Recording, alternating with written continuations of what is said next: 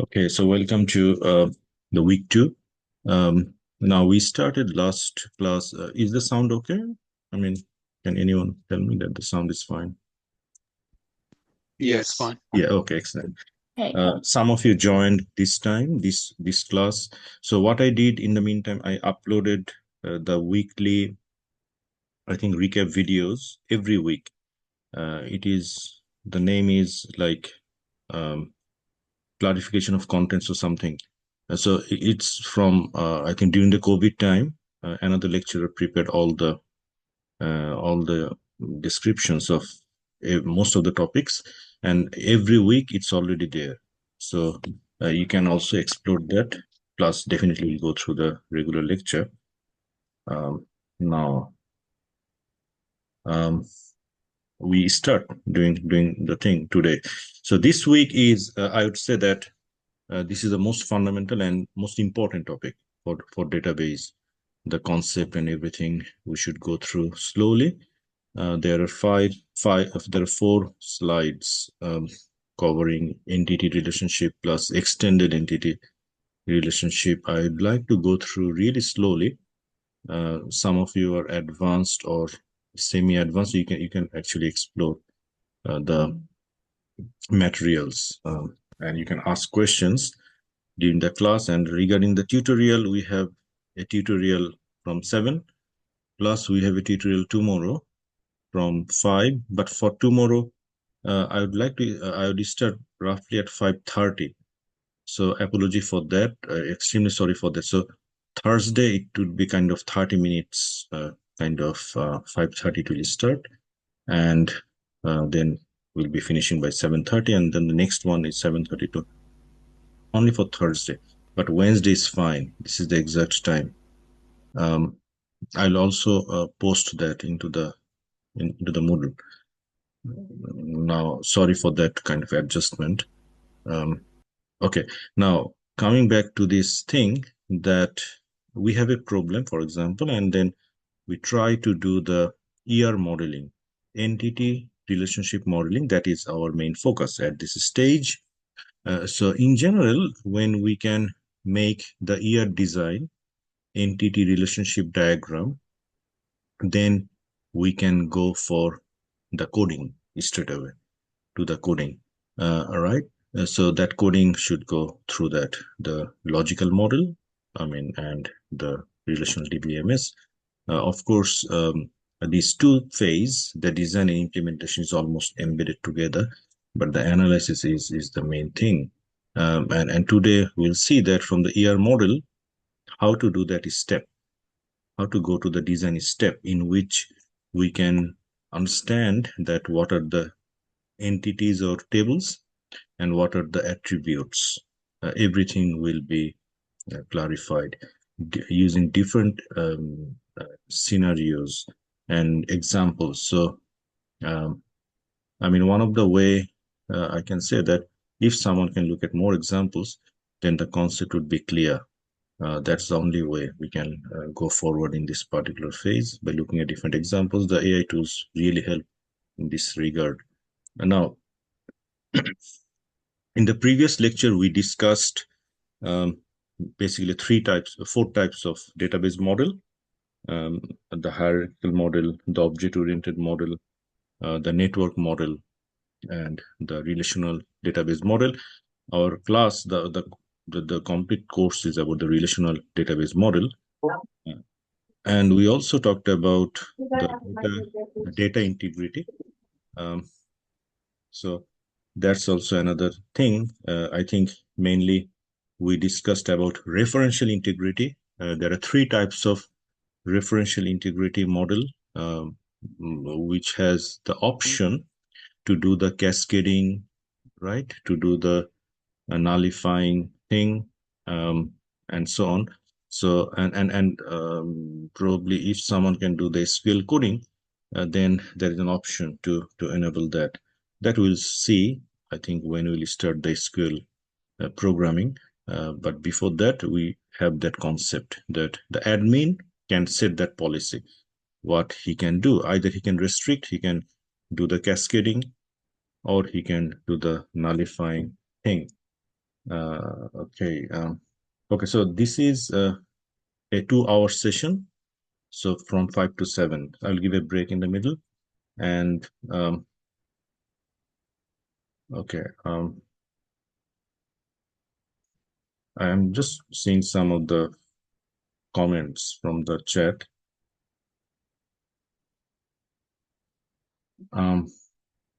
Yeah, for the Thursday class, because I'll be coming back to home, so it will take some time. So 5:30, I'll be starting on Thursday. Okay, now, what are the problem we haven't solved? That given a problem description, how do we know what tables and how many tables need to be implemented? And how do we establish the relation? There are two things here. One is the tables or entities, and another is the relationship. We'll see that there are three types of relationship, and sometimes in some cases we need to make a third table, an extra table, and sometimes we don't. We'll see this type of thing using formulas. Basically, we'll come up with some of the steps. These steps are pretty good in terms of solving our problems, but the starting point is the challenging part, that how we can start a table, how we can know that this is an entity, and so on. Okay. However, the whole process is called the ER modeling, entity relationship modeling. So E stands for entity, that is the tables, and R is the relationship. So between the entities, there is a relationship. So if there are more than two tables, there may be more relationships, and so on. So we'll see that thing in diagrams. The ER model is well suited to data modeling for databases. So ER modeling is based on two concepts: entities, that is the things, and relationship, that is associations or interactions between the entities or tables. So it is fairly abstract, and it can be explained fairly easily. That is really a good kind of sentence that should give us the confidence that, wow, I mean, we can do that. And ER models are readily translated to relations, and ER models or ER schemas are represented by the ER diagrams, right? That's it. So one of the technical thing is that when we draw the ER diagrams for the assignment, I talked to the coordinator, and there are many tools available, like draw.io, for example, or there are other tools, even MS Word. So you can use any tool, even if you draw using hands and take a photo. I mean, that's also will do, right? So of course, MS Word is the easiest option, or any other, whatever you like, you can use that. We don't limit that particular thing. Okay, now we start Sorry. with any, yep, go on, any question? Yeah, sorry about the entity and relation. Mhm. So what I understand is the relation must be not to the entity, it must be with the domain, with the column. Yep. Or I'm wrong. No, what you said is one option, one way. This is, we'll see that there are different types of relation.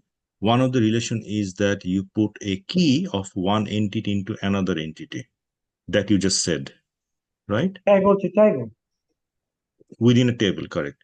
So entities are tables, right? Yep. And relationship is the relation between two tables. Okay.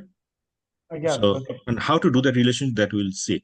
However, there is a point to be explained, is that the boy code who actually invented that relational database, the person who invented the relational database, his name is Cod, C-O-D-D. He said that the relation between the attributes, between the columns of a single table, is called relation.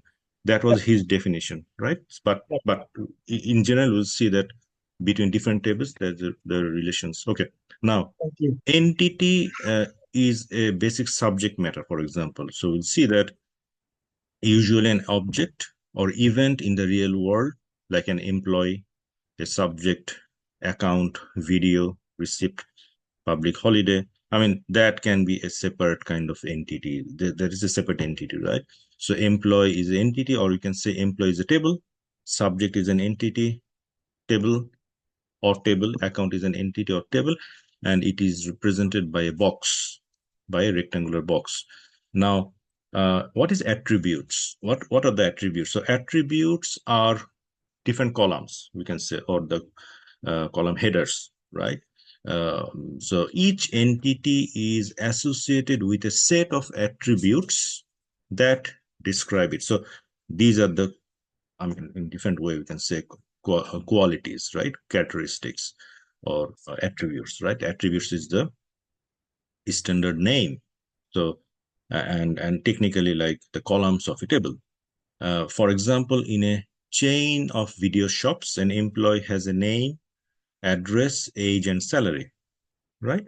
So each attribute is represented by an oval shaped thing, and is associated with a domain of legal value. So what does it really mean? Is that we need to give some, I mean, one of the things we discussed last class, that every field or every cell of the table, which is the entity, must be atomic. Atomic means only one value. And that value should come under a domain. For example, if I define that name is a string or words, then it must be words, right? Even if I put someone's name, suppose, say C12, for example, then the C12, of course, 1 and 2 is the number, but C12 as a whole is a text or word. That particular domain will define it as a word, right?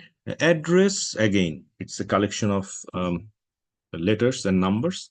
But if we define that the address is a kind of text or string or variable character, that is like varchar in Oracle, these are the defined kind of domains, then that particular attribute must be defined using those notations, those particular in that particular domain. I cannot define integer or float number there, right? Age, salary, similarly. I mean, at the same time, if I define age as a double value or a decimal number, then I cannot make it string. I cannot make it word, right? Salary, definitely it's a double number or float number or integer if I want to make it simple. So I cannot define salary as a text or a string. But if you define salary as a text, then it is always text. It is always, this is an interesting problem, that if I define salary as a text, for example, then what will happen during the calculation? So during the calculation, I will have extra work to do. I will have to read the value, transform it to numbers, do the calculation, bring it back to the text, and insert into the attribute, insert into the database, right? So this is one of the challenge may arise if we don't plan it beforehand well, right? So we need to plan it well beforehand, that what type of domain of legal values they should have. Any question in this point, at this point? Yes, Sandeep?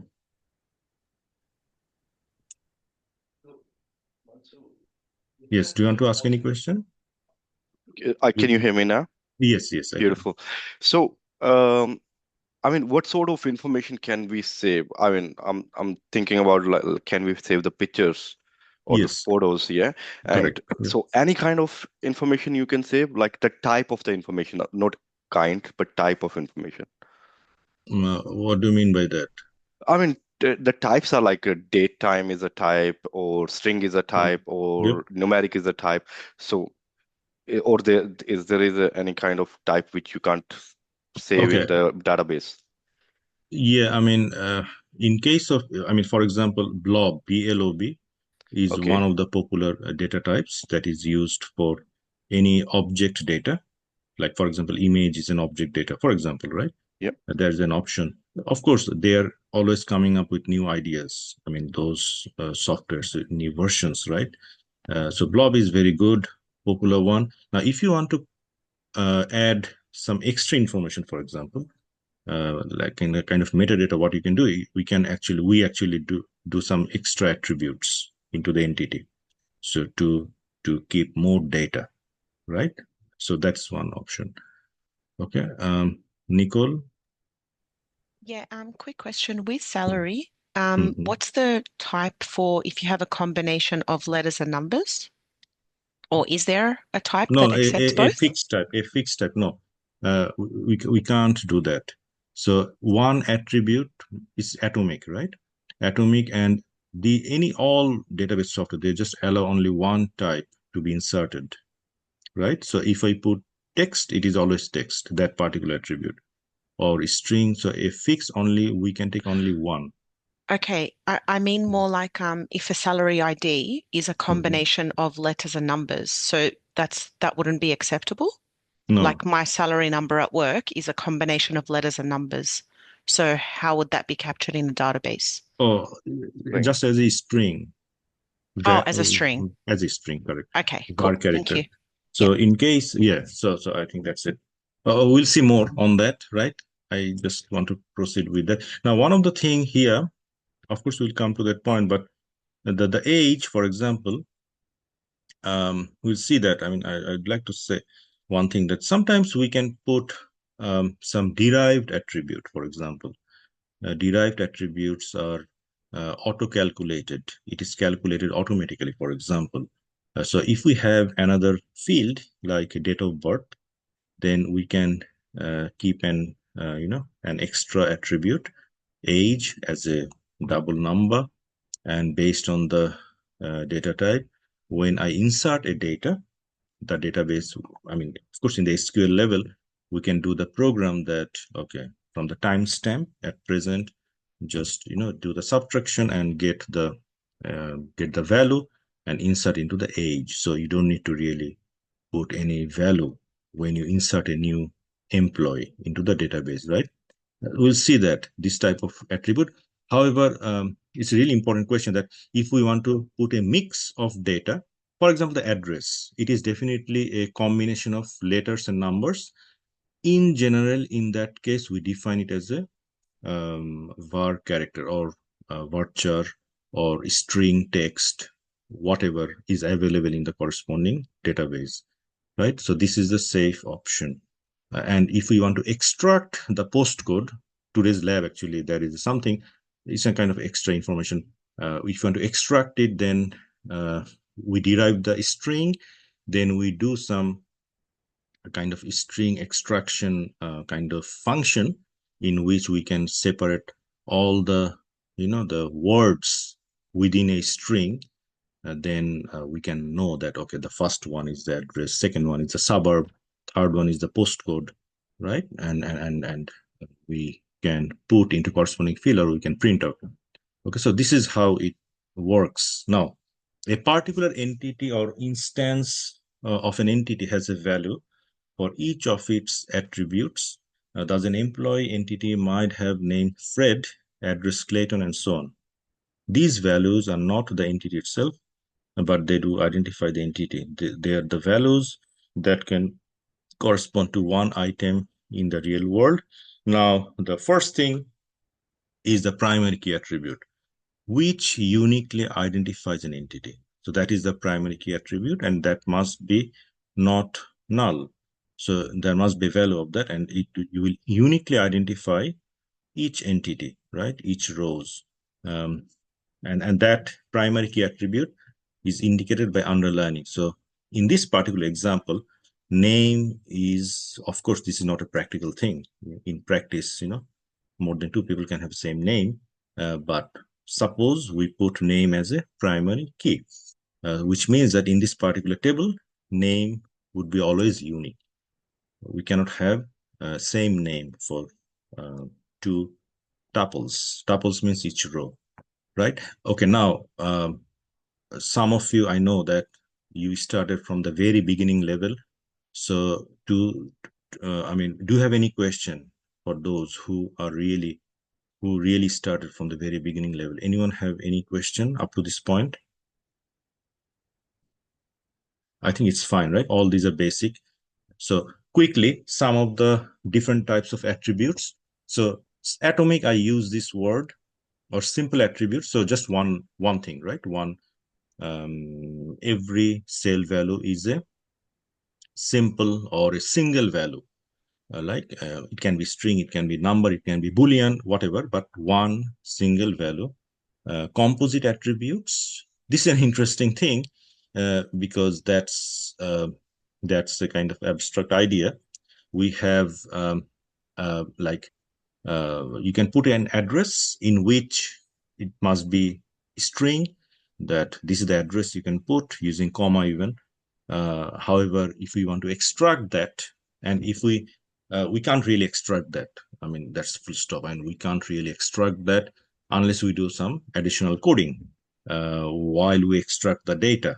So the best thing is to put separate separate attributes for number, street, and suburb. That is the solution, right? In this case, to do that thing. However, we know that the combination of number, street, and suburb indicates the address, and that is called the composite attributes. Multi-valued attributes. One of the interesting thing we'll see, like the degrees of a person are multi-valued. It can, I mean, everyone has different number of degrees or different number of certificates, right? Different number of qualifications. Even qualifications is a multi-valued attributes because the qualifications always varies. How to deal with that, we'll see, because it is really a big challenge how to handle that. For example, if someone has one qualification, if we have one attribute, one column, he can keep that. But if some employees they have three attributes, then how to preserve that? They need 3 columns, right? So how to solve it? We'll see that, right? So it is a problem. I mean, in a single table, it's a big issue. One, I can say that, wow, I mean, why don't I put it all together, like BCS, MIT, PhD, all in a single table as a string? Yes, it's possible. And another has only BCS, but that's, I have to say that, okay, everything is just one value, and you cannot easily, distinguish that. So it's a lot of complicated coding needs to be done, and we need to avoid that. So we should come up with an idea in which we'll see that if I can make a separate table, then can I handle the problem in a simple manner, right? That is one of the goal. Okay, I think we'll see that. Then actually I'll raise the issue again. Derived attributes, I already discussed that one of the attribute, like the age, can be derived from the date of birth. So this age can really vary. It will automatically updated. Of course, the update, I mean, that's an interesting thing, that it will be updated when we retrieve the value. Then it will show the updated value by doing the subtraction from the date of birth with the timestamp of the system, right? So these are some of the attributes. So if you look at an example, that the name is the primary key, and this is the address, is a composite attribute in which number, street, and suburbs are there, age, and salary, right? If I put date of birth, then age can be a derived attribute by using the dotted lines. So we'll see that we can use the dotted lines for the age if it is a derived attribute. So there is a mistake here. Is that okay? I'll make it clear about the mistake. So these, I talked to the coordinator, even I think in the, I mean, one of the students also raised that question into the forum. This age must be dotted line, right? And because I think the Wiley, I mean, one of the publisher, they give the materials, and the unit coordinator raised that question, that issue, that problem to them. They haven't yet fixed it, right? That's why the problem is still there. They can't really change it.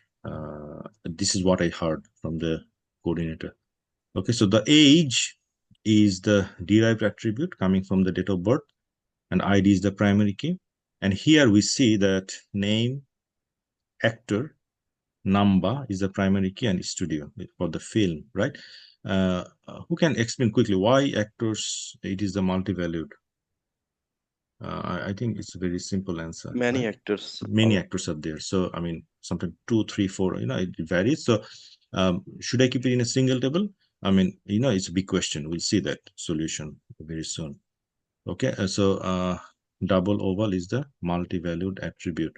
Now, we talked about entities and attributes. Now, the relationship. So, the relationship is the association between two or more entities, two or more, right? So how many, right? 2, 3, 4, 5, in fact, unlimited number of tables. But definitely we shouldn't go in that level. I mean, more than 3 or 4, we need to be really careful, and we don't need to most of the cases.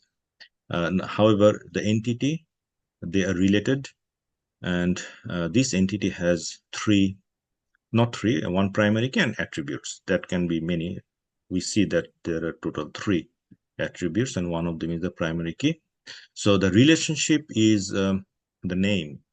What's the relationship? We need to give a name of that relationship between these two entities, right? We can also say 2RE or binary, 2ARY or binary relationship, because it is involved with 2 entities. That's called association. Now, some of the examples, it's really good examples. One is the unary. Unary relationship, these are called degree of relationship, like how many entities are involved in a relationship.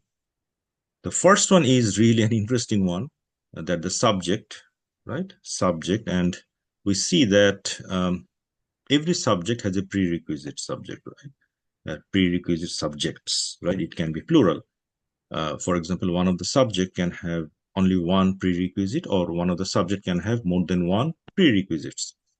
And it is defined as an interesting thing as M to M, which means that one of the subject can have M, so M subjects may have M prerequisites, right? This M is a number between 1 to M, right?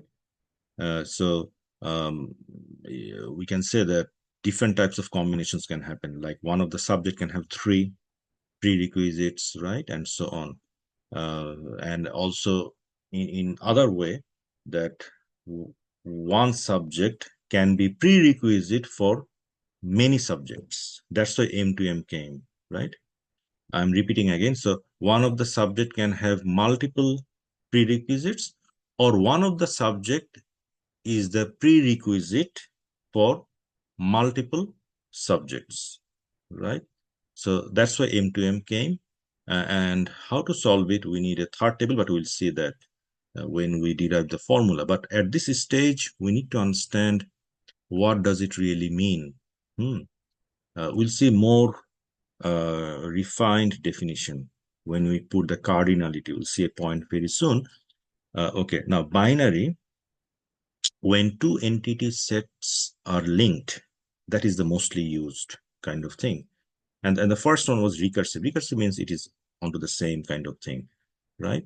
So just a quick note, anyone have any question, like mainly the beginners of that unary relationship? I think the examples are clear, right? No question. Okay. So feel free to ask any question if you have. Now enrolls. So if you see that the subject and the student enrolls in, again, it's M to N. So what does it really mean is that M students are enrolled in N subjects, right? Which means that, I mean, I can say that one student can take multiple subjects and so on, or one subject is taken by multiple students, right? One student can take multiple subjects, or one subject is taken by multiple students, and that is related by enrolls in, or enrolled, or whatever you can use. That's fine. So far we use the kind of present tense kind of thing. So active tense way. Now ternary, is when three entities are related. Now, three entities are related on a particular relationship, right? And that is called ternary relationship, right? For example, that we see that supplies. So one supplier supplies n parts in m projects, right? So one supplier, so each supplier is supplying multiple parts for multiple projects, right? So in the supply relationship, we need to keep track of all these three information together, right? In enrolls in, we need to keep track of the primary key of student and subject here, or these information and these information here, right? In prerequisite, we need to store the subject, the primary key of this table twice, right? So twice, we'll see that very soon, how does it really work, but in two different columns in which the subjects are mentioned. So one of them is the subject, and another column should be the prerequisite of that particular subject, right? If any subject have multiple, then we'll see that we'll do multiple tuples for that particular thing. Yes, Sandeep? So over here in the ternary, Mhm. who is the main character, or all three are the main character? All three are working together, correct? So, in other words, the supplies, I mean, technically it will be a separate table in which I'll try to put the primary key of supplier, part, and project. All three, they must be here, plus additional attribute if needed. That is mean, only yep. used in relation to the supplies. Okay, so why can't we have the one project using multiple suppliers? Sorry, I didn't understand. Why can't we have one project using multiple suppliers? Definitely we can have, but in this, that's why I put one. So in this particular scenario, only one supplier information can be put with multiple project and multiple parts. But if you want to put M, we can put all M here, right? Then actually it is allowed. Okay, so we need to define this kind of that this is the particular scenario. Correct, correct. Only there is Yes. one supplier, and it is providing supplies to number of projects and number of parts are supplied. Okay. Yeah. So every diagram is a very particular instance, a particular scenario, right? Nothing is really general. So we need to strictly follow. So every diagram is in fact giving a rule that this is way. So at this stage, I mean, really very good question that you raised. That's why we'll see very soon some more ideas to make it more kind of, concrete. The concept would be more defined, well defined. Even now, it is not well defined. For example, if I say that M, right? This is the M number of projects. So what is the minimum number of projects? What is the maximum number of projects, right? So how to define that? And secondly, that only one supplier is involved. Is it possible that no supplier is involved? Is it possible, right? So this type of concept we'll see very soon that we can really put some additional kind of information into the diagram to even define those type of scenarios. Yeah. So we'll see that. I mean, I just jumped, but so far it is a single scenario, but we'll come up with more. I would be very thankful if you can able to, when you explaining max and min, if you can use ternary. I think next slide. If you can use the ternary example rather than binary. Okay. Yeah. Sure. Yeah, please. Thank you. That's okay. Okay. So, anyone else have any other question? Yeah, the same. Sorry for that. The same. I'm confused between M and M. Many and the N number or something. Oh, okay. Yep. We'll see that. That's okay. So now, we'll see that there are one-to-one association one-to-many association and many-to-many associations, right? These are the possible scenario we can do. Now, this diagram is technically not 100% right. The next diagram, but this is the concept showing about the cardinality, a new concept, which actually shows the mean and max kind of thing. So how does it really work is that one lecturer can teach subjects, right? So how many subjects? N subjects it can teach, right? Now we can say that when I put the minimum, so the first number here is like the minimum and this is the maximum number. So we can say that 0 lecturer is teaching subject, right? So when I say 0, which means that no lecturer is teaching any subject, which means that in this relationship sometimes some of the teacher, suppose there are 10 teachers, so only 5 of them are actually teaching this term, for example, right? This is the scenario of 0. But if every lecturer is teaching, that is also possible, right? Based on that particular thing. So 0 to n teacher can, so one lecturer can teach 0 to n subjects. And if you look at this side, that one subject is taught by minimum 1 lecturer, maximum 1 lecturer, which means that one subject is taught by 1 lecturer. So this is an example of one-to-many relationship, right? So how to define that in the relational table is that like that, how to define this teach. We can do one thing is that, I mean, 0 to n lecture. So in the subject, we can put the attribute like one of the foreign key that should be the primary key of the lecturer. So this primary key should go here. So when we define the rules, we'll explain that how to transform this one-to-many relationship into the relational table. Okay. Now these things would be more precise by using this example. That's called the participation constraints.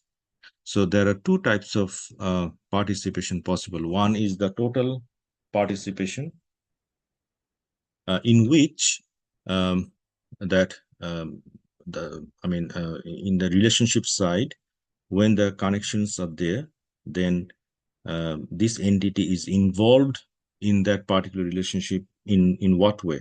Is it the total participation or the partial participation, right? So for example, okay, regarding the notation, the total participation, the existence of an entity is totally dependent on the other entity. The existence of an entity is totally dependent on the other entity. So like in this particular teach relationship, the subject is fully involved. That's the total participations, and a lecturer may not participate fully. That's why 0 is the minimum number, which means that some of the lecturer may not teach any subject, right? So then that field, I mean, he's not involved basically, right? So partial relationship is defined by 1 line, and total participations, this is defined by double lines, right? So I think anyone have any question on these particular example? Okay, I think that makes sense. So I put some examples. Sorry, Mansur. Yeah. Yep. Yeah, I'm just trying to get a picture that, okay, the degree of the relationship, I mean, it can, so it is making me confused because we are putting 1 over there as a lecturer. So, and then going for the cardinality constraints, and then we are looking for subject on those ones. So just trying to get my head around what is the easy way to digest this, that Okay. No, I think this is the entry point. From here actually you can start. I'll explain that again, right? Yeah. Then, so when I put the this is the cardinality. Cardinality is actually the minimum and maximum. number. So when I read from the lecturer, always that can be one way, that one lecturer is teaching 0 to n subjects, right? And here one subject is taught by minimum one and maximum one lecturer. So this sentence is bit of, bit of hard sentence, I can say, difficult sentence. But in easy way, if I say that one subject is taught by minimum one lecturer or maximum one lecturer, in other words, it means that one subject is taught by only one lecturer. Right? Is it okay now? Yep. Okay. So that's why, and the partial and the total is that when 0 is an option in one side, then this is a partial, always partial thing. Partial means that partially dependent, right? So not all the lecturers are involved. Okay, that is the that is the main idea. That when I want to say that these entity, not all the tuples of the lecturer, like suppose there are 10 lecturers, but I want to make an option that, okay, not all the lecturers need to teach subject this semester. Some of the lecturers can be involved in the research. They will not teach any subject. Then this particular scenario can only handle it. Yeah. So right? does that mean that the minimum will be only between 0 or 1? It can't be n or m, yeah? Oh no, that can be possible even. That can be possible as We'll well. see. Okay. We'll see an example. For example, if I say that a participant in the class is between 5 and 15, I think one of the lab exercises like that. Like one new class is opened in an university when there are minimum 5 enrollments are there. Okay. So that is also needed, right? So any possibility, of course, negative, not possible, is impractical, but 0 is the starting point. So one of the things is that when 0 is there, it's always partial. He may be involved. Now, if you think in this way, if you know that thing, then I think the ternary is also now clear. So in the ternary, for example, if I say, of course, this is an incorrect example. So I will actually see a lot of example with the cardinality in the exercise when we'll go through the exercise. Today, I'll do that during the lecture time. Then it will be more clear. But if I put, for example, supplier is 0, suppose, then which means that this is the optional involvement, right? So some of the suppliers may not be, maybe they're in the supplier field, but they haven't supplied any parts for any project. Okay, means there are 3 suppliers available, but only at one one or time, two supplied. At one time, you will take from one part. Yep. No, okay, I just make it clear. For example, what is supply means? So just imagine that there are 3 suppliers, right? And for different projects, throughout the time they run different projects. So for suppose one of the supplier, and this supply is actually third table in which you are recording everything that on 1st of June that supplier supplied that parts for this project, right? So Sorry, Mansoor. That is going to be the 4th table or 3rd table, because supplier going to be fourth table. Yeah. Fourth table, Okay. yeah. So again, another supplier is supplying on that particular data, all the records. So these supplies table, which is the 4th table, is a really huge table, right? But it records all the timelines, right? What really happened.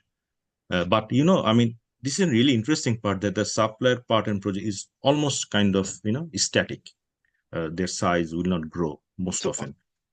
I'm wondering think, how you gonna write the minimum max with these ones, because okay, we'll see. I'm just talking more probably.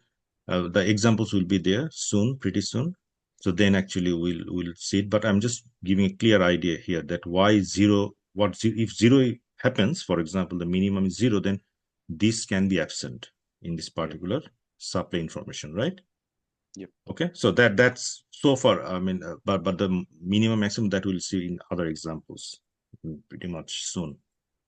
Okay, because this is just the beginning concept of cardinality. So anyone have any question on this particular diagram? Because if you know it well, the way I explained, everything would be easy in future.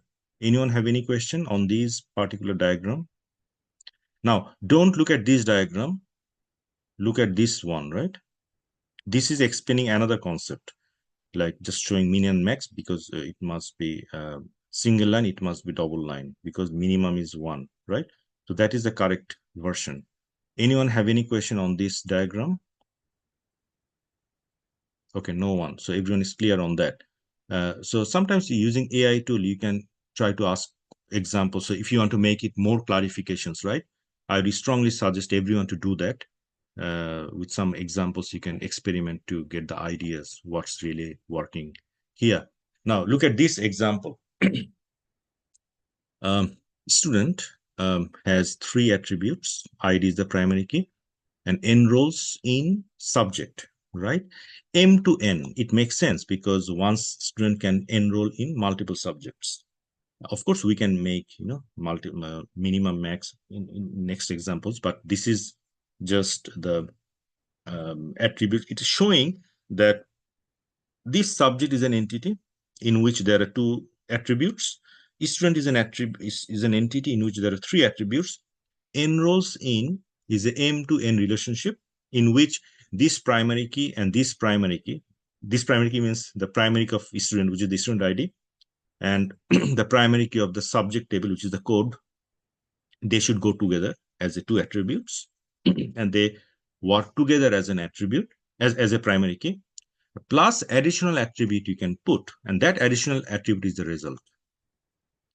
So in enrolls in table, you can make it like an enroll table. It is the 3rd table, right? Because this is kind of 2 tables and the relationship, so it must be 3rd table. Why it is a 3rd table? Because this is a M to M relationship, multiple. So in multiple relationship, M to M relationship, we need a 3rd table in which both primary keys should go, keys will be going, and this is the extra field. So if we try to understand that every student and in a particular subject, what grade he achieved or she achieved should be recorded, right? So again, this is a kind of different timelines. We can put all the history of all the students and what grade they achieved in different subjects are actually recorded in this particular table. So clear, everyone, in this example? No, sorry. The result, I don't know how it will be linked. Must be under the table, under the entity. Okay, yeah. Which I'm explaining. No, that's a good point. I'm just trying to take a pen to explain. So, okay, I'll just make it, sorry. Date. Okay, so for example, for example, student is a table. So this is a primary key, right? We see that Yep. this is a primary key and this is the primary key of the code. So enrolls in is a kind of separate table in which actually ID of the student, so student ID and the code, right? And the result is there. Is the 3rd attribute, right? You can put multiple attribute, but then you need to define it here. If you put another attribute, you have to define that here, right? Okay. Now I get it. Yeah. Okay, excellent. Okay, Thank now you. I just no worries. Okay, so this is the thing that need that. Okay.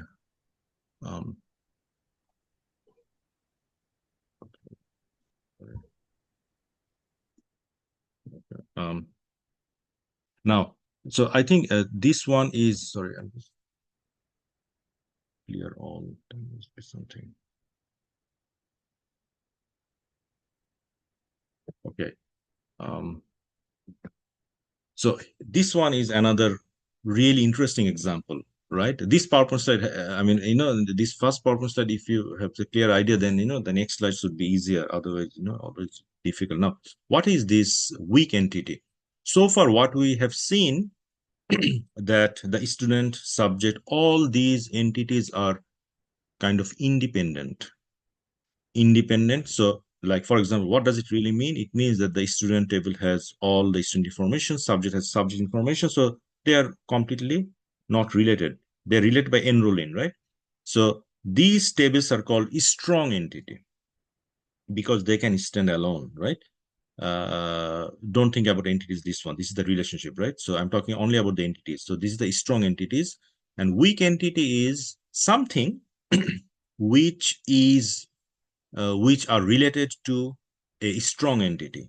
So any entity that cannot stay alone, that needs the support from a strong entity, though that support means that to present, they need to be identified under a particular employee, which means, in other words, technically, that the primary key of the employee should come here and stay as a primary key as well in this particular table.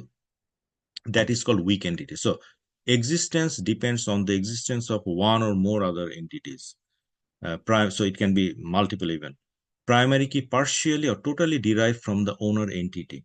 So what does it really mean is that if I put the primary key of employee here, then that key is a partial key. Why? Because then the dependent must have another key. Both together work as a primary key. So when there are, it comes and it is not only the primary key, there's something else is also primary key together, then this is called the partial key. So this employee is a partial key here.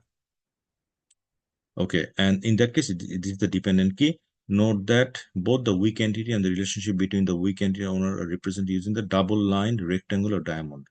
So this relationship is called weak entity relationship. So this is the double-line diamond, and this is the double-line rectangular kind of box. And dependent name is this attribute is kind of dotted line, not kind of this way. That is the partial key. So this is this dependent key and this employee number. Remember that employee number is the primary key of this employee table, right? But this employee number is also coming here, and this employee number, this one, and dependent name together work as a primary key for the dependent table, right? Okay, that is one thing, one definition. Second point, we see here that 0 to n, which means that one employee can have 0 dependent, okay, or n dependent, which means some of the employee may not be existent or present here, right? For example, there are 10 employees, only one of them has dependent listed. He want to list his dependent in the office registration, for example. So only one of the person can only go here, and he can have n dependents, which means, for example, there are, of course, everyone has, if someone has 2 dependents or 3 dependents, the name is different, right? I mean, we don't put same name for multiple children in general. That's why I put the name as a kind of partial key. So all these names together with the employee number should work as a primary key, right? And this 0 indicates that some of the employee, like only one employee has 3 children, for example. So this dependent table has only 3 tuples, right, associated with only one employee. So the remaining 9 employees, they don't have any information here because they didn't register, or they don't want to, or they don't have. All right, any question on this in this regard? Okay, I just finish it in this side as well. So when I look at the cardinality, I need to look at in both ways to get the clear idea. So if I look at dependent side in the dependent table, so one of the dependent has minimum 1 and maximum 1 employee, which means that one of the dependent is associated with minimum 1 and maximum 1 employee, means that one of the dependent is associated with only exactly 1 employee, right? So this is the meaning. Last point, since each employee has minimum 0 dependent, so some of the employees, like I said, that out of the 10 employees, only 1 of them are present here. So that's called partial participation. So when there is a possibility of 0, it is partial, which means that in this particular relationship of has, I don't have any, not everyone has the participations. But in this side, we see that everyone is actually associated with this relationship. Every dependent is associated with this relationship. That's why it is called the total participation. And it is indicated by the minimum number is 1, which means everyone, every dependent has an employee associated with that. So this particular field is fully participated. Okay, now any question of the weak entity, like the cardinality plus the participation. There are two concepts came. One is the cardinality, which is the minimum and maximum participations and number, sorry, and the total and the participation is represented by partial or full participation. And partial participation only happens when there is a 0. And when the minimum number is 1, it is always fully, it is defined as full participation or total participation. All good, everyone? Okay, I think that's good. Now, quickly, I'm going through that. That this Sorry. is, yes, yeah. I think there's a number of question in the text in the message. Okay, now, let me see that.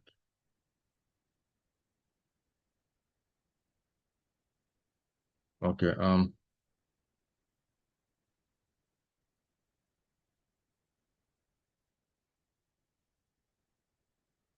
okay, why aren't green lines dependent always totally participate? Yes, correct. So dependent entity totally participates in the relationship, correct? Why aren't the green lines drawn on double lines? I one back. This one? I'm not sure. Yes, okay. So the question was the green lines drawn as bubble lines. I didn't understand. Bubble means oh, double lines. Double Okay, lines. double lines. Yeah. Well, I mean, this is I know what you're saying. So this is not the full example given. This example is given to represent that, you know, the this M2M relationship can have an extra attribute. So not all the examples are at the beginning level. So far, we are actually in different pictures, we are clarifying a single concept, right? So if I put a double line, which means that all the students are actually in this particular relationship. Okay, that's also a valid question. So if I put this single line, that means that it's a partial participation, right? It's not a total participation, which means if there are 100 students, then it can happen that only 60 students are enrolled and the other 40s may not take any course, right? So this is what really means. But if I put a double line, which means every student are bound to be enrolled, which is of course not practical, right? Is it okay? I think so. So if we think that total and partial, then the concept would be clear. Any other question? So Mansoor, why can't subject and enroll in have the double line? Because whoever is the student going to be enroll in, they must have the subject. Or is that because there Oh, are like no. 20 I know what subjects? you're saying. Mm. No, in case of partial parts, it is also valid because it's a subject. I mean, in the subject field, there can be 200 subjects that is offered in university, right? But it can happen that suppose one subject is listed, but that subject was no one really enrolled in that subject. Does it make sense? Okay. So, But then do we gonna keep such kind of subject where no one definitely, is? we may keep, definitely. Suppose the enroll in is a separate table, right? In which, if we scan that table, suppose there are 1 millions of entries, for example, right? All the enrollments are recorded there. So in this 1 million entries, we never found like CSC 7000, for example, a course that is actually listed here, but that was never, no one actually enrolled in that, right? So this partial thing is actually, representing that particular scenario.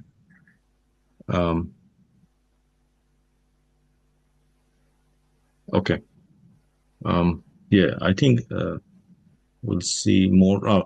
One case study, I'll open that slide, then I'll explain that.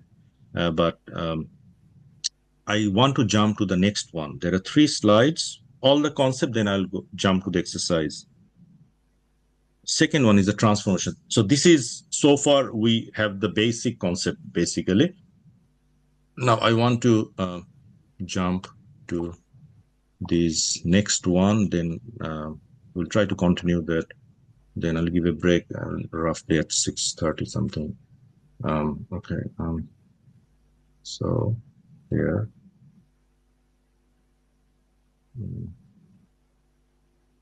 Okay, this one is called the transformation. Now, well, these are the theories. I just want to skip that. So look at these particular example, and we'll try to analyze that. Okay, so I think the way I explained, we can go through that. The cardinality and total participation, everything is clear here. So employee, right? Employee, I think so far we actually finished some of the concepts here in the previous slides. So employee has dependents, and employee is a strong entity. It has this employee number, name, address, and degree, right? So this degree is a multi-valued attributes, right? It can have multiple values, right? So how to handle that? We'll see that notation, right? And this employee has dependents. Now, if we see here that this is a double line, right, in the rectangular shape, and that means that this is a weak entity. In weak entity, we need the primary key of the strong entity to come here and help build the primary key, right? The total primary key. So, and dependent name is the partial key, which is the primary key of this exclusively this table. So this dependent name and employee name together work as a primary key here. Date of birth is another attribute of this dependent. Now, if you see here that one employee has 0 to M dependents, right? And one dependent has minimum 1, maximum 1 employee. That means that not every employee has the dependents, which means that in this relationship, this is a employee is partially participating, right? It is not fully participate. It is not total participation. It is a partial participation. However, a dependent has the full or total participation because minimum 1, which means every dependent are in this particular relationship. Okay. Now we see here this one, the middle one. There's a reason for that. So employee, right?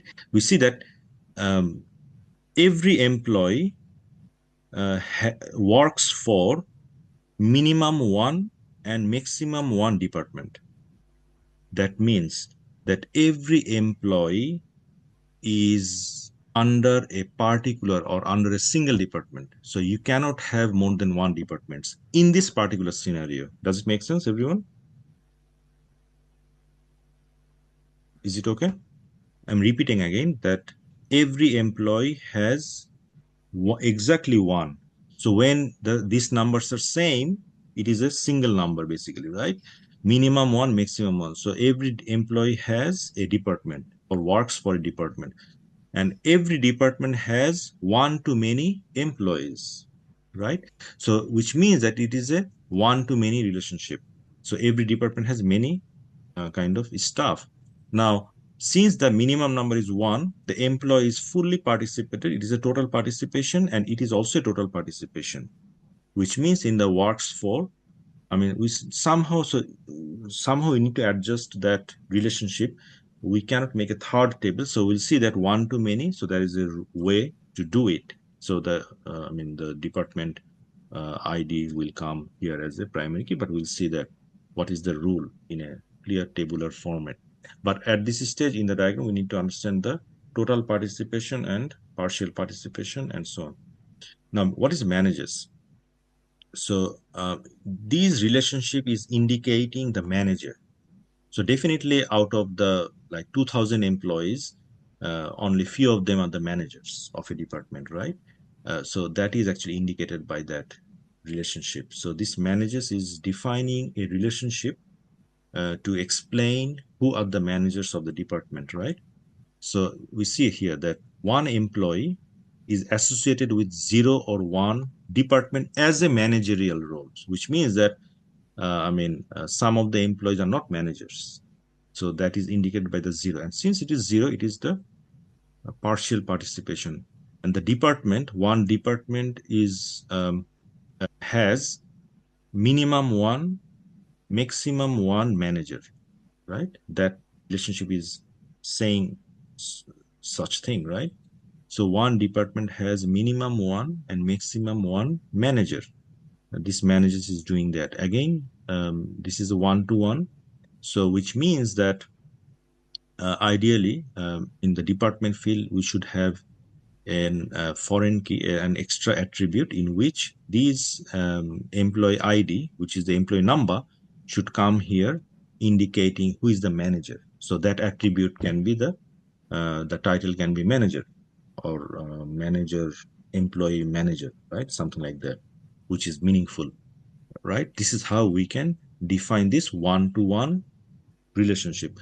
So one-to-one relationship is that it's a one-to-one mapping. However, with the cardinality, we can define, is it partial or is it total participations or not? Anyone have any question on these? Because sometimes people have the question on the manager thing. Anyone have any question? Yeah, I'm trying to get my head around the manager thing as well. Okay, no, yeah, I know I just repeat again. That's okay. That's really common. So what happened is that suppose there are 4 departments, right? Only 4 tuples are there, and there are 200 employees. So ideally, what you expect is that in the department table, only 4 rows are there, right? 4 rows, like accounts department, HR department, and blah blah. 4 departments. So only 4 manager I can put here, right? Only 4 managers. So which means that all the departments are associated with this relationship as a manager. So this manager attribute, manager column I just no, that's okay. I explained this thing. This is really important because if these concepts are clear, then everything should be easier. Okay, so I do that. So for example, so this is the department. Only 4 departments are there. So this is the department, and so one of the attribute is the manager, right? Manager. So in manager, actually, I can put, like, for example, employee ID 1, employee ID 100, employee ID 50, employee ID 31, right? This is the department 1, department 2, department 3, department 4, right? And if we look at the employee table, there can be 1 to 2000 staff, right? So this is E1 and E2000, right? Big table and department heads. So you can see that it is well defined now. So this example now clarifies the thing that only 4 people. So all the departments are involved. Yes, you're right. Irene, yeah, you said well. I mean, every employee works for a department, but not every employee manages a department, correct? Right? And so we see that the employee, not all the employees are working as a manager here, right? Only 4 of them are working as a manager. Is it okay now?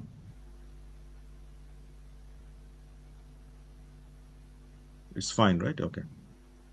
Yep. Okay. Okay.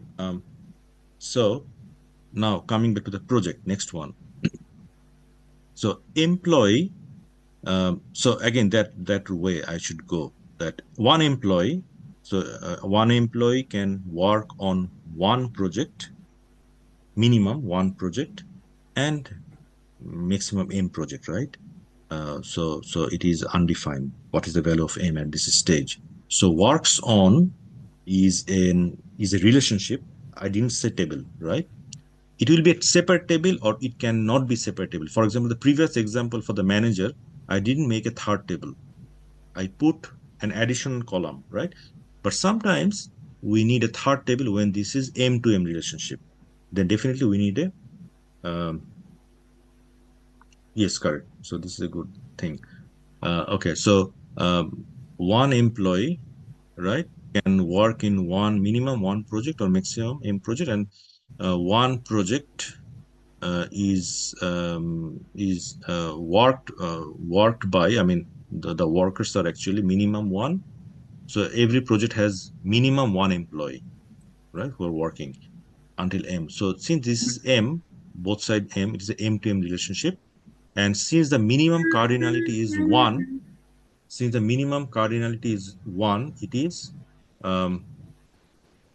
it is called full or total participation, right? It is total participation. So in this regard, so just try to imagine that suppose there are 2,000 employees and there are 5 projects, right? So in this scenario, in the work zone, this can be a third table in which all the employees and all the projects numbers must be there. That's why it is total participation, right? Is it okay, everyone? This particular thing? Now, okay. Now, in the project, this is an interesting kind of example. I think we raised that scenario. You asked that scenario before, some of you, that the project supplies. So each project, right? So in the supply relationship, it's a ternary relationship because it is recording that who is the supplier for supplying the parts for a project, right? So now this is an interesting thing is that the supply must have the primary key of project, supplier, and part, and there are 2 additional attributes like quantity and date must be there. So when I put 0, which means that some of the project may not be listed in the supplies, which means that some of the project doesn't need parts, or some of the project doesn't need any supplier to be enrolled, right? And so on. So not all the projects are involved in this particular field, right? But it can be listed as a project. Yes, Kevin, yeah, you said that if the relationship between 2 entities is many to many, it is always, yes, it is a must thing. In many to many relationship, we must have to make a third table. Why, right? You can simply think about a scenario that then where should you keep the values, right? You cannot go in both tables really. That's why we need a third table.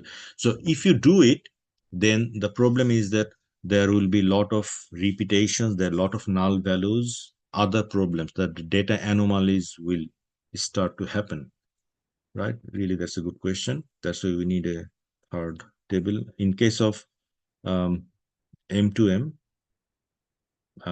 many to many, between all, ternary, we need definitely a third one. Okay, now here we see that the supplier is, so which means that one supplier is is involved in the supplies, right? One to many in one, and so 0 means that no one is actually involved, and these are the additional fields. I think everything is explained. Now the question is how to translate that into the tables. This is the first step to do the database design, right? So now we are going really to the design from the diagram, right? So, okay, the question is, Andrew asked, I don't understand why a project has to have a relationship with a supplier. It should just need person relationship. Why a project has to have a relationship? Okay, now again, if your scenario is different, then you can make the cardinality accordingly, right? So if you don't need, then you don't include that. So there is no fixed answer. So this diagram is not, is so sub should just need parts and person relationship. But And I have the same question as well, like with whom you are trying to put those the minimum max cardinalities against, like the in project. this table, okay, Yeah, no, yeah. the project is, are we putting it against supplier, or are we looking at the part table and then we are putting the Okay. cardinality? So here, what's happening here is that, okay, I'll explain this. You don't have to first. So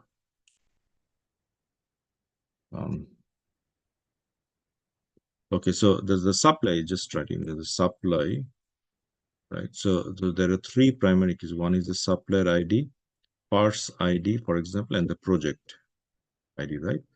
So now if we record all these into this particular kind of relationship, then some of the project may not be here. You got it? So it can be, it can be null basically. So no, not null. I mean, suppose there are 100 projects. So probably, I mean, project 1, project 3. So project 4 is not there, for example, because project 4 didn't need any supplier parts. But all the suppliers and the parts must be in this particular table. That is actually indicated by 1 and M relationship. Now make sense? So what content you get in this table is actually, this is actually representing that this is the relationship in which minimum one supplier, so everyone is actually involved. And Kevin also told that I reckon it's cause different projects might require different suppliers. Yeah, the company might have a different project that don't necessarily all the suppliers to be to the same project. Well, I mean, yeah, depending on M to M, so at least one or many would be there, right, in this particular relationship. But 0 indicates that no project can be even, involved with this in this particular relationship.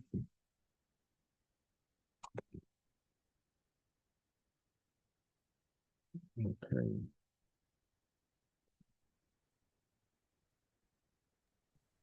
So basically the part is depending on the supplier anyway, because if the supplier is not there, you can't get the part, isn't it? Yeah, but if we want to record that parts and supply associated with the project, then I need that, right?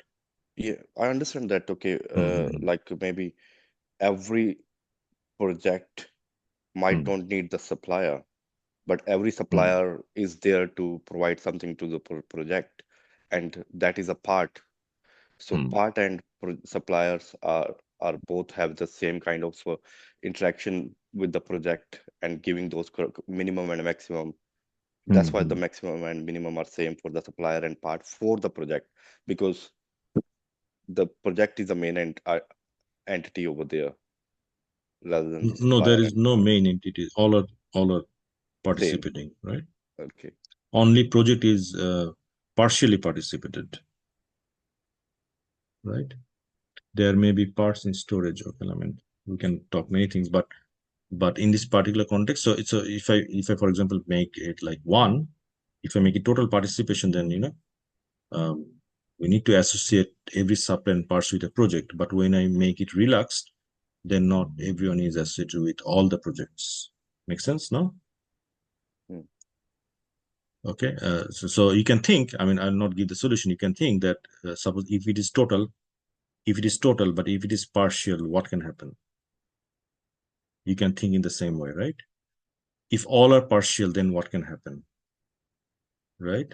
So this is the way we need to think. And if we can think, then, we'll understand it more. But the same principle will apply. You can think in a different way what it can be basically done. Okay, so now the main thing of this particular PowerPoint slide is how to translate with all the attributes into the relationship, right? That is our main focus here. So the first step, we'll see here that there are 7 steps. So we can see that this is step 1. So in the step 1, this is that. So first, I'll just go through on that there are 4. We have to find out the strong entities from there. So for each regular entity in the ER model, create a relation that is a table that includes all the simple attributes. Make sure to identify the primary key for the relationship, that is the PK of the entity. So if there is a specialization or generalization relationship in your EER to be discussed, okay, I mean that's different. We'll not talk about that. So now we see here that there are employee is a strong entity, department, project, supplier, and part. There are 5 particular entities. They are the strong entities, and we need to define all the keys here, attributes here. So for example, for the employee table, employee number, name, address, and degree, right? So we'll not cover the degree right now, right? So we're just making the table. So all the tables will eventually will be adjusted, maybe adjusted. So in the first step, we just make the simple tables, like the employee has only 3 fields. So we see that employee has 3 fields, right? Employee number is the primary key. Department has 2 fields, department number and department name, that is defined here, right? And project, interestingly, project has project number and project name. So project number is the primary key that is defined here. Supplier has 2 fields, supplier number and supplier name. So these 2 fields are defined here. And parts has 2 fields, part number and part name are different parts. So part number is the primary key, so that is actually defined here. So this is the step 1, in which we defined all the tables of the strong entities without any relationship or nothing. Step 2, we focus on the weak entity. We focus on the weak entity in the ER model. For example, if you look at the part of this particular portion, what is the rule? That create a relation which includes all the simple attributes. The primary key of the relation is the combination of the primary key that we talked about of the owner and the key of the weak entity itself. So when I define, because this is a 1 to m relationship, I cannot have a third table. So in the dependent table, so it is saying the rule is that on the weak entity, we have to put the partial key. So this employee number will come and this dependent name will stay here. They will work together as a primary key. That's why it's called partial key. But definitely this primary key will come, the employee, right? And date of birth is an additional attribute that I can put here, right? So if I put that attribute here, then automatically it becomes the weak entities mapped properly here.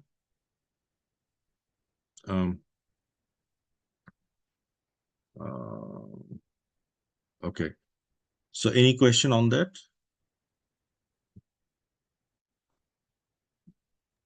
Just a confirmation part that employee number is the now foreign key in the dependent one, yeah? Not foreign key. So the definition of foreign key is that it will stay as a key, not as a primary key, right? So it is, yeah, it looks like, I mean, it looks like it came here, right? But it came here as a primary key, part of the primary key, right? So we have now 2 primary keys. One is dependent name and okay. Correct. Yeah, and it makes sense, right? Because, you know, I mean, the name is different with which employee they work together. So that's the rule. Now, that is for the weak entity. Step 3 is 1-to-1 relationship. Okay, one question Greg asked, should dependent name be solid underline? No, these underline means it is a weak entity, right? That's why I put the dotted. So this is a unique interpretation for the dependent key that is defined, that denotes that this is the partial key. This is the part of the primary key, right? That's why this is a dotted line, just a notation, nothing else, right? Only in case of strong entity, I put the primary key as a line. But in the list next to it, oh, here, yeah, this is okay. This is in the ER diagram only. I'll put that dotted thing. But when I translate it to the text, which is actually the defining that, okay, these two together is a primary key. So it's not the diagram. It is just, you know, the next step of the design. So here actually we don't do, because we already mapped it to the table. So what? So it's a really good question. So from the diagram, actually, we know that what is strong entity, what is weak entity, but this is the translation already happened here. So now by looking at it, we do the SQL design to make the tables. And what are the attributes? What are the primary keys, right? So once we implement, so we are going to the implementation phase. Okay, third step is one-to-one relationship. So in case of one-to-one relationship, for each binary one-to-one relationship, identify the two relations that correspond to the entities participating in the relationship. So choose one of the relation, and include as foreign key that Sandeep said, that choose one of the primary key, one of them as a foreign key, right? The primary key should go to the other table.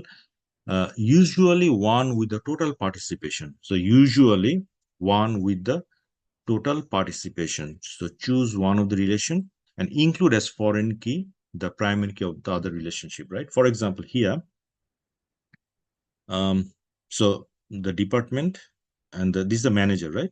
So there are 2,000 employee and 4 departments. Only 4 of them are manager, right? So we in this particular department table, we put all the primary key, and these primary key of the employee as a foreign key. Now, one of the very kind of basic idea is that when there are two tables, is a one-to-one relationship. Generally, for the smaller table, we put the foreign key, so the other table's primary key should come here. Otherwise, lot of null value will be created. So this is one of the idea that for the smaller table, that is kind of in a quick way we can denote, right? So this is the idea. So step 3 is for the one-to-one relationship. So one primary key usually for the total participation, choose one of the relation and include as a foreign key of the other relation, right? So for example, this is the total participation, so in which I put the primary key of the other relation as a foreign key. Okay, that's it. So next one, step 4 is one-to-many relationship.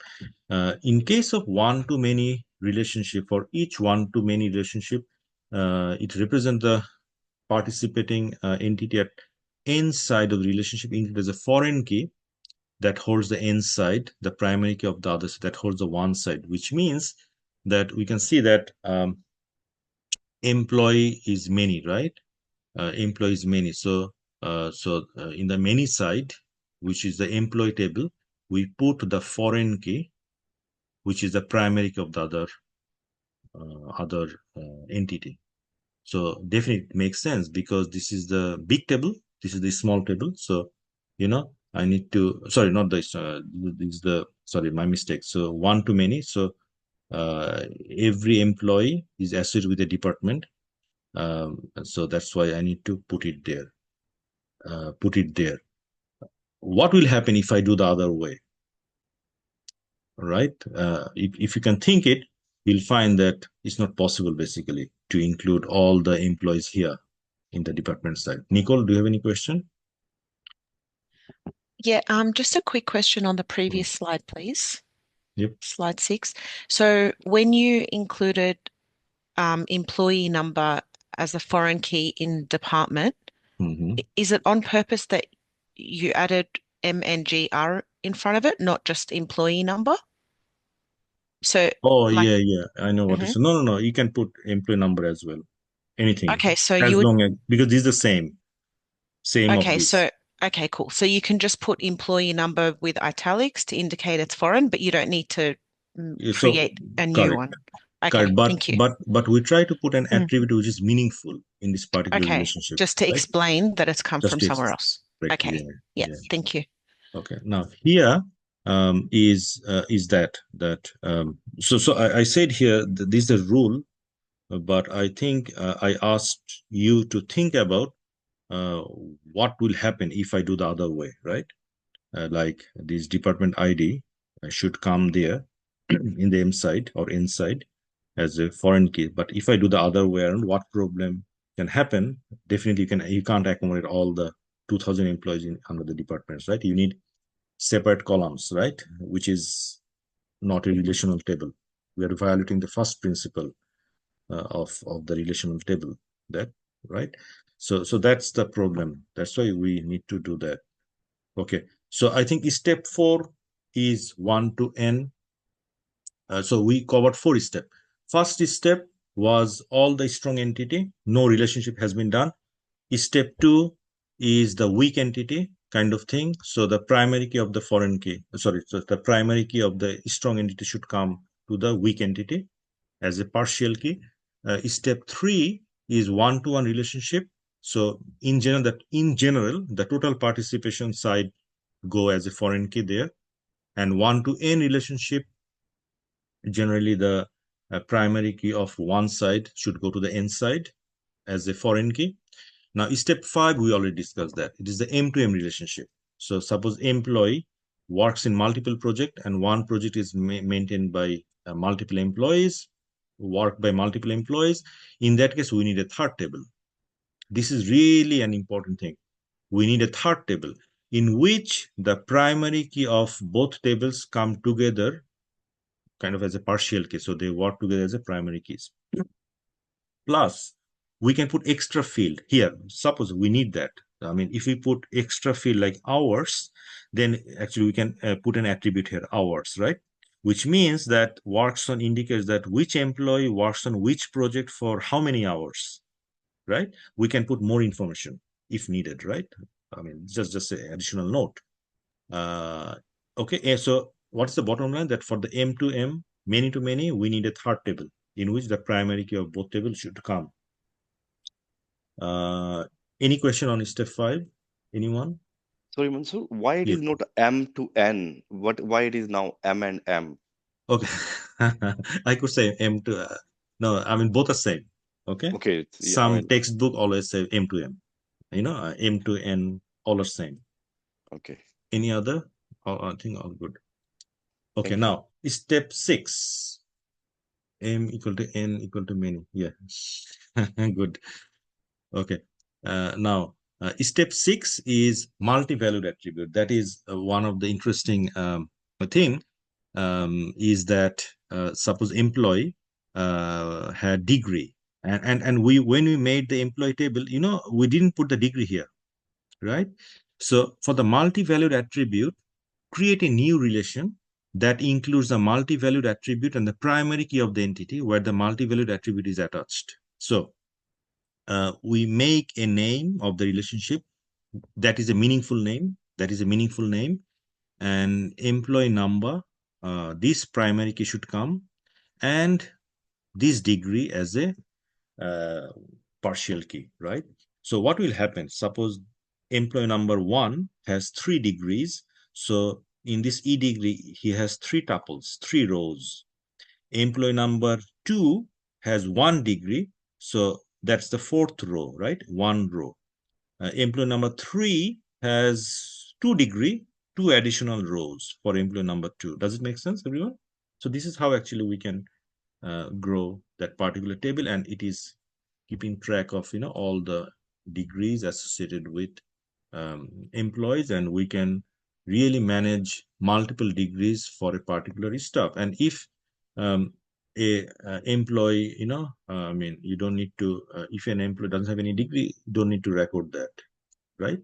And so on. So this is the step 6, which is the multi-valued attribute. Next one, step 7 is for NRE relationship. NRE relationship. So create a new relation to represent the relationship. So primary key of the new relation is the combination of the primary keys of the participating entities that hold the N side. In most cases, and for an NRE relationship, all the participating entities hold a many side in most cases, right? So if we see here that I put in the supplies table that we already discussed, right, before. That's a supply number, project number, part number, and date, additional primary key, and quantity. So Can you just quickly say why data is your primary key? Why did I do it? And what does it really mean? Anyone?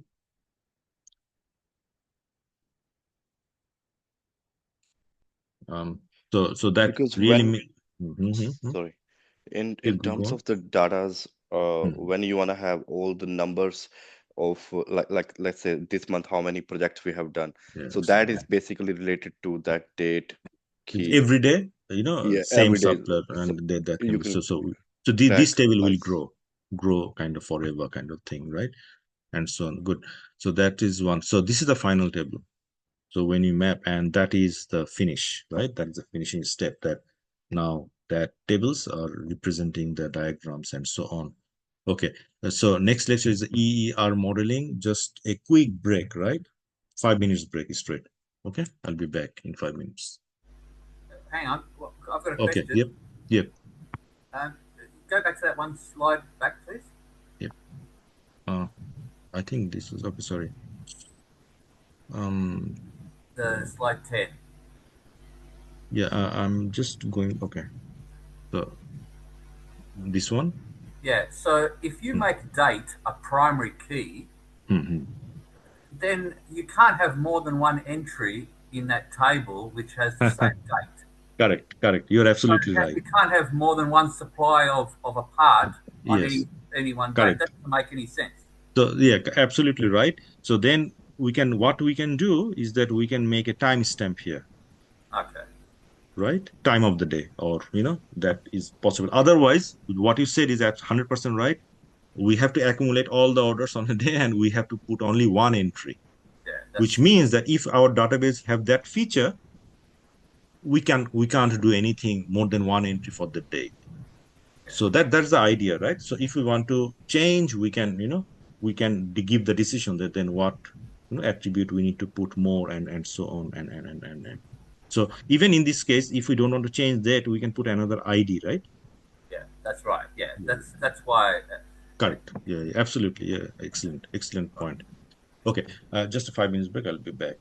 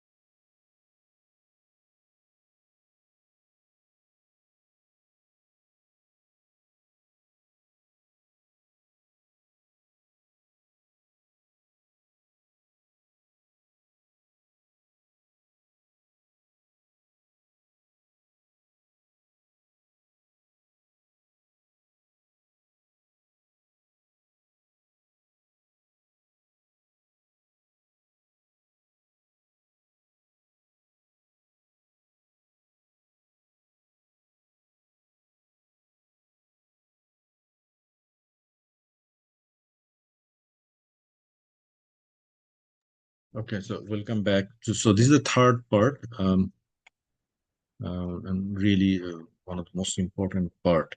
The previous slides were really important because we found 7 steps in which we translated different things, like strong entities, weak entities, one-to-one relationship, one-to-many, many-to-many, multi-valued attributes, and NRE relationship, right? In 7 steps, we translated. So it will continue. It will continue for some exceptional cases, and that is called the enhanced entity relationship model. Some extra cases we would like to see. So EER stands for enhanced ER, right? Okay, so EER model concepts includes all modeling concepts of basic ER, and additional concepts will come across. So subclass and superclass entities, specialization and generalization relationships, and union types. These 3 things we'll go through. The additional ER concepts are used to model applications more completely and more accurately, right? And ER includes some object-oriented concepts, such as inheritance, right? Inheritance means the parent-child relationship, and the property of the parent should go to the child, and so on. So we'll see that. And to translate that concept into the tables, we need step 8 and 9. So step 8 focusing on transformation of specialization and generalization, and step 9 is focusing on the union types. We'll see that soon. Okay, very quickly I'll go through the theory. Subclass and superclass. So an entity, like for example, we can see that an entity type may have additional meaningful subgroupings of its entities. For example, an employee may be further grouped into secretary, engineer, technician based on the job, employee job type. A manager, employees, who are the managers, right? A salaried employee, hourly employees, and other types, right? Based on the method of pay. So EER diagrams extend the ER diagrams to represent these additional subgroupings called subclasses. Okay, so look at these diagrams and we'll explain that. So what we find here is the subclass and the superclass. For example, that employee, it has 7 attributes. Social security number in US context, it is the primary key. So employee can be any of these 4 types, right? Secretary, technician, engineer, manager, and we'll see that this is disjoint. We'll see one of the things later on, but it can be any type. Employee can be even either salaried employee or the hourly employed, and this manager is one of the employee type is a manager, right? So this manager manages a project. So I think we know that from the previous 7 steps, depending on one-to-one, one-to-many, we can translate that. And hourly employee belongs to a trade union. Again, depending on the relationship, you can translate that. So this is an example, okay? So we'll see more. So an employee is a superclass entity, and all subgrouping members of employee are the subclass entities, right? So superclass is the parent, subclass is the specific types. An instance of an employee superclass can belong to more than one subclasses. This is an interesting kind of concept, is that, I mean, depending on what you want to achieve, right? A salaried employee who is an engineer belongs to the 2 subclasses. He can be entered under the engineer, and he can be entered under the salaried employee. A salaried employee who is also an engineer, engineering manager, belongs to 3 subclasses, right? He can be manager, he can be engineer, he can be salaried employee. So what I'm saying is that he can be in any of these subclasses, right? Depending on what you try to achieve. So it is not necessary. This is an interesting construct, that all instances of superclass entity be a member of the subclass. It is not always necessary. So again, depending on the context, it can be total participation, it can be partial participation. And I know we already discussed about the total and partial participation. We'll see in pictures, in examples more. Now only the basic ideas are explained here. inheritance comes from the concept of superclass and the subclass. So all the properties are inherited. So in the previous slide, secretary as well as technician and engineer inherit the attributes named social security number from the employee, right? So everyone is inheriting all the 7 properties into here as a subclass. Okay. Attributes of a subclass are called specific or local attributes. For example, the attribute typing speed of secretary. So sometimes we can put some additional attribute under a subclass. So in this particular field, if I make a separate subclass table, if I make, so there can be an option, then this typing speed will only be associated with the secretary, right? In this table. So this field. T grade is only associated with the technician, not with the others. Engineering type. So in terms of engineer, we can find that it has all the 7 attributes plus this additional attribute. Salary is an additional attribute of him, and hourly employee is the pay scale that is associated attribute with this hourly employee in addition to these 7. Specialization is the process of defining a set of subclass of an entity type. The latter is called superclass of the specialization, right? When I go, for example, an specialization of employee based on the method of pay is salaried employee and hourly employee, right? So any of them. A generalization is the process of identifying common features of existing entity types and generalize into a single superclass.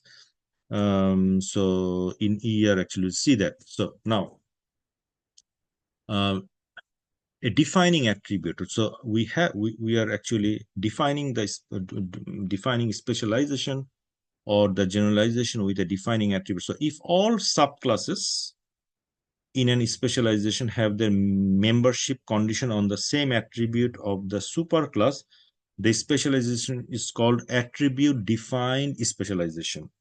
And the attribute is called the defining attribute of the specialization. So it is, if it is based on a single attribute, these classifications are, for example, I can say that a particular employee job type can define them as a secretary, technician, or engineer. Just an example, we'll see those options. So this is an option that using an attribute, I can really define which one. So if I'm asked to define that what type of employee we need to keep record, then this is an option that we can put an additional attribute to define that what type of thing. That's one option. That's not the only option. So that's not the only way. Okay. Now, constraints on specialization or generalization. So there are 2 types, disjoint and complete. Completeness constraint has total or partial. So we'll see what does it really mean. So D is the disjoint. Disjoint means that this is the important definition. An entity can be a member of at most maximum one of the subclass of the specialization, right? So in ER diagram, it is specified by D symbol in the circle that connect the superclass with the subclass. If not disjoint, it is called overlapping. That is, the same entity may be a member of more than one subclass of the specialization. It is represented by O. So now we see here, so this employee can, so which means that any employee can be, I mean, it's not partial, but any employee cannot be actually both secretary and technician in this particular context. So this is completely kind of separate. We have to make them separate. But in terms of overlapping, that's a different scenario. We'll very soon we'll see. Now another one is this example. In this particular example, that a plant can be vegetable, can be fruit, or can be both, right? So that is one particular kind of construct. That's why it is called overlapping. So which means that vegetable and fruits can be overlapping, and vegetable has additional attribute, may nutrient and color. More examples of this particular thing we'll see with concrete examples. So that is only focusing on disjoint and overlapping, and this is the this is the differentiating factor, that for disjoint, an entity can be a member of at most one of the subclass, not more than one. But in case of overlapping, it can be member of more than one subclass. More than one subclass, it can be. Right? That is overlapping. Second concept is the total and partial. So these four concepts should work together. So they will give kind of, different combinations. We already talked about total and partial before. So in case of total, it is a double line. In case of partial, it is a single line. So these four types of situation can happen, and they will give us ideas what to do, right? Next. So these situations ultimately will give rise in the step 8 to define the how to do the transformation of special generalization using these four options. Option 1, 8A, is this is really interesting. Multiple relations. We need to define tables in the superclass and also in the subclass. That is the first option. So create a relation. Can I ask a question? Create a relation for the superclass which contains the primary key and all other attributes of the superclass, and create a relation for each of the subclass which includes all attributes of the subclass where the primary key is the primary key of the superclass. So this option works well for any type of specialization like total or partial, disjoint or overlapping. So it works. So what does it really mean? So we know that the employee is the primary key, is the superclass, and these three are the subclasses.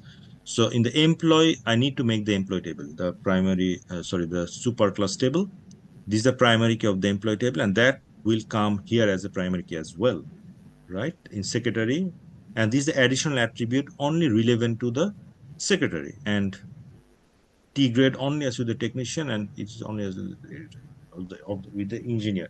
So we need to make these four tables, all the superclass and subclass tables. Andrew, any question? Yeah, can you just quickly go back to that page The 5? Picture. Yep. Here. Or?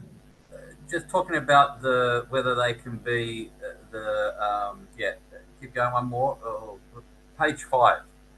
The main slide. Yeah, that one there. Yep. Mm-hmm. So an employee, according to this, because there's only one line between. What does it mean, right? It cannot. It doesn't have to be either a secretary, a technician, or engineer, because it can be a manager. Yes. No. Even correct. This is here, right? Yeah. Manager. So otherwise, if there wasn't that manager, it would have to be one of those other three, and then you would have double line. Is that right? Oh, no. It's an optional means that some employee can even stay here, right? Some employee can even stay here, and they can be at most with any of these three. So if he's not one so of which those, means a technician can, a secretary, an engineer can be manager as well, right? If we want, we can do that in this case, because this disjoint is associated with these three. So we just focus on this part only, right?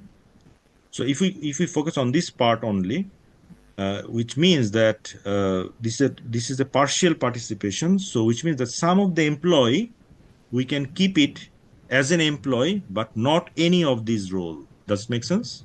Yeah, but that's because there's that link to possibly being a manager. What about? Yeah. I mean that's an option. Yeah, you're right. I mean, but it can happen that one employee can be here, even he's not the manager. So then he would have no job title. Yeah, correct. Yeah, absolutely. However, there's a point that I haven't finished yet. Is that this is again full participation, which means that that employee, I mean, it can happen. So every employee has either one of these, right? Yeah, that I understand. Yeah, but here, you're right that some of the employee can be without any job title of these. And later you introduce a job title. Yep. If you go a few more slides, one back. Yep. Later you introduce the job title somewhere. Okay. Yeah. We'll see that. Job type in slide job 9. Type. Yep. So now he must have one of those three. Yes, not? correct. So what? Okay, so how the presentations are? So there are 4 options, you know. So each options are actually explained using different slides first before moving to the 4 options scenario. So even in the 4 options, you have to actually select one of them out of the 4, right? For example, I'm just make it simple. Suppose if you don't make all these subclass tables in one single table, that single attribute will do the job, will do the work, right? Are you following? Yes. Then you don't need that. But if you don't put that attribute, then actually you can use separate tables and you can make all these 4 tables. And we'll see more examples that sometimes we don't need that. You know, we can put null, but these are different options that I'm exploring right now, right? So once I finish it, then I'll show that from where you need to start. So these are actually before going to here, these options. This is step 8. You know, all the individual concept are explained separately. So we can only try to relate them in these 4 options. So any of the option we can take depending on the situation, right? So we'll see that. So the first option is we have to make tables for superclass and all the subclasses. That is done here. Any question on that option? No one. So this is one option, first option. Whatever you like, sometimes if you think your scenario fits well to more than one option, you can pick any, whatever you like, right? So this is just separate kind of tables for each of them. Mansur, Option, yes. why the manager is not the subclass there? No, that is only for the disjoint portion. I'm talking only that portion. Okay. Only that portion I'm explaining, right? Okay. Is it okay? Yeah. So manager is inheriting all the property of employee. It's completely separate than this. This is I'm explaining the disjoint and this disjoint. Okay. Now here. So second one is multiple relation, subclass relation only. So for example, for the salaried thing, multiple relationships. So it only works for the total participation. This is an interesting point. For the total participation, we can only make the subclass. So going back to the picture, so this portion, which means every employee must be either any of that, right? It's a disjoint. So he cannot be both. He cannot be both. That's an interesting point, right? So he can be either salaried or hourly. So this employee will go there. So we only make the tables here. So we don't need any employee table. This is the option B. And that only works when there's a total participation. But I said in option A that we can make subclass and superclass tables, right, separately. That also works with the both partial and total participation. So in case of total, actually, you can take either option. Is it okay? So, okay, I'll just do it again. So this is the option A is all the subclass and superclass tables, and this is the multiple relation with the subclass relations only. Here we see that all the, the things came here of the employee with the attribute salary, additional attribute, and hourly employee with the pay scale. That is the additional attribute. So there is no employee table. Option C, single relation with one type of attribute. If you have no employee table, is option 8B. Yeah, correct. It doesn't work with this one because you had the other disjointed parts with the other 3 job titles, right? You can't. Oh, yeah. I mean, that I'm saying that suppose that particular portion, there is a mapping to do that. But employee table, I mean, you don't need to define that particular relation. That's the option. Only if you were just considering this in its absolutely right. Absolutely right. Separately, right? But because correct. You have the other part of the table, we can't remove the employee table. Yeah, you're right. Yeah, you can't use this method, right? Yeah, you're right. Absolutely, because we have the total picture, right? But for this portion only, I mean, that will do. That will do the work.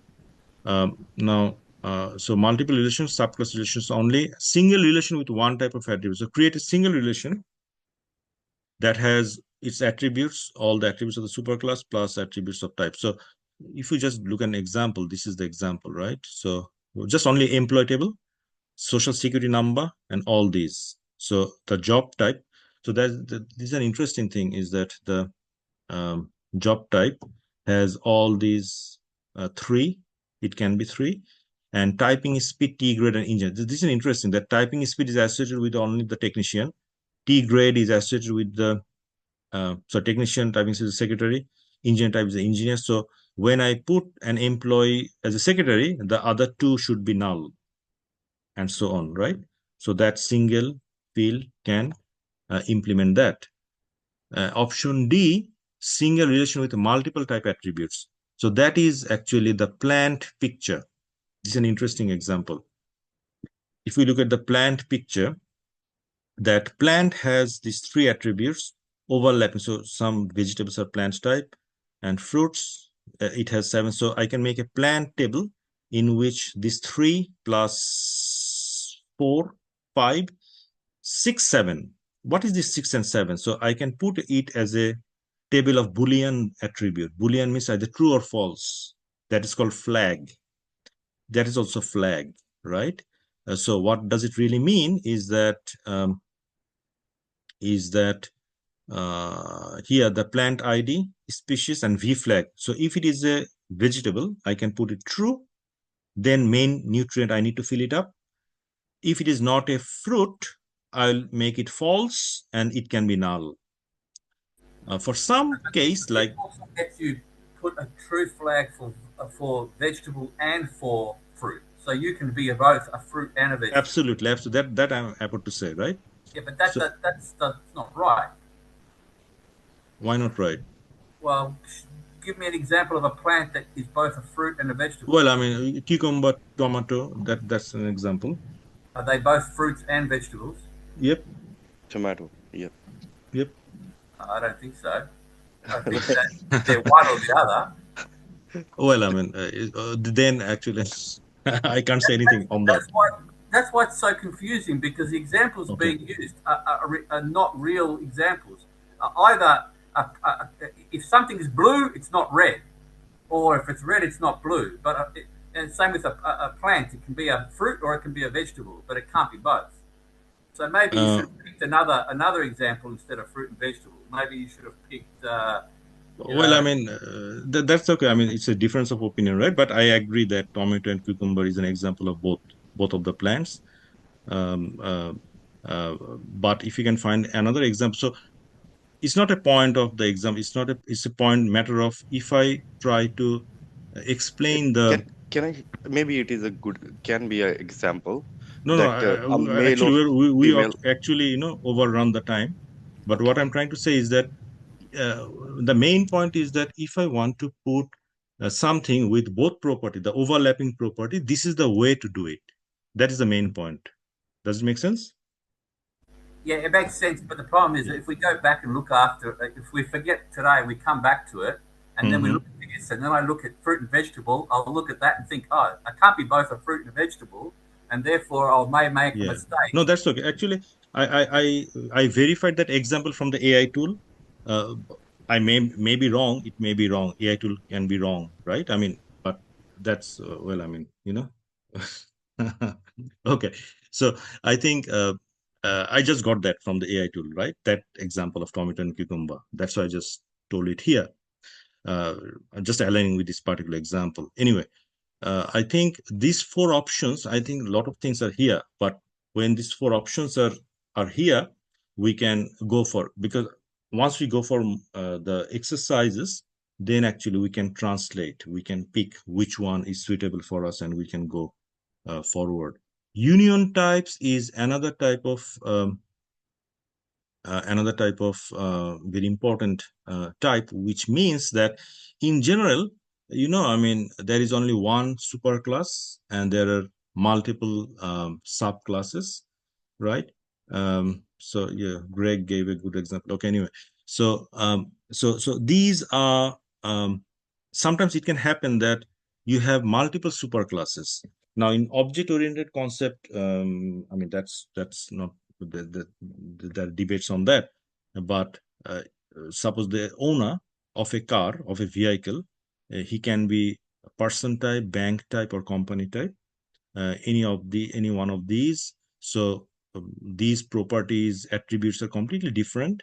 So when I make it union in the owner, then this is kind of an subclass, is a union of all the superclasses. So we try to, so how to approach with this particular scenario. So this discussion is here that all the superclass supposition over a single superclass, but sometimes we need to model a single superclass with more than one. So superclasses can represent different entity types. Therefore, they may not have common attributes, even though they represent a particular meaning. So the subclass of such superclasses is called category or union type, right? So in this particular regard, what we can do is that, okay, I just jump to the solution of this particular union. What we can do, we need a surrogate key. What does it really mean is that for the subclass, we need a primary key, and that primary key should go to all the superclasses. And that's it is called surrogate key, right? Owner ID. So now actually we can define a particular owner if he's a person type, or if he's a bank. A bank type owner means it's a kind of, the car is on loan or lien, right? Or a company type, the owner ID is there. Right. So this is an example that how I can relate that, and then the owner can be represented, can be related to the other attributes, right, and so on. So this is an interesting kind of solution that we need a surrogate key. So again, the bottom line is okay. Brain food. Yeah, I'm finishing now. I just I finish here, right? So the subclass has primary key, and all should go there as a surrogate key. And this is the final tables of all the mapping. So step 1 to 7 is PowerPoint slides 2, and step 8 and 9, this is the 4 option. You can pick any of the option, and final is the union type if it is available. So these step 8 and 9, you can apply that depending on the context if you need to. And so on. So now one of the things is that when you apply that, final step is the repeat step 2 to 7 created in step 8 and 9, right? All the subclass that we create, then we need to repeat all the steps again, because new relationships are created. So I think I stop here, and the tutorial will start, right? I'll go to the another channel to start the tutorial, and we'll so tomorrow again, a notice is that tomorrow I'll start at 5:30. 5:30 is the lab I'll be starting, right? And now I'm going back. So if you have the labs, so probably, is it okay? I'll start the lab. I'll just close the channel and I'll open. Yeah, see you there. Okay, see you there. Thank you. Thank you all.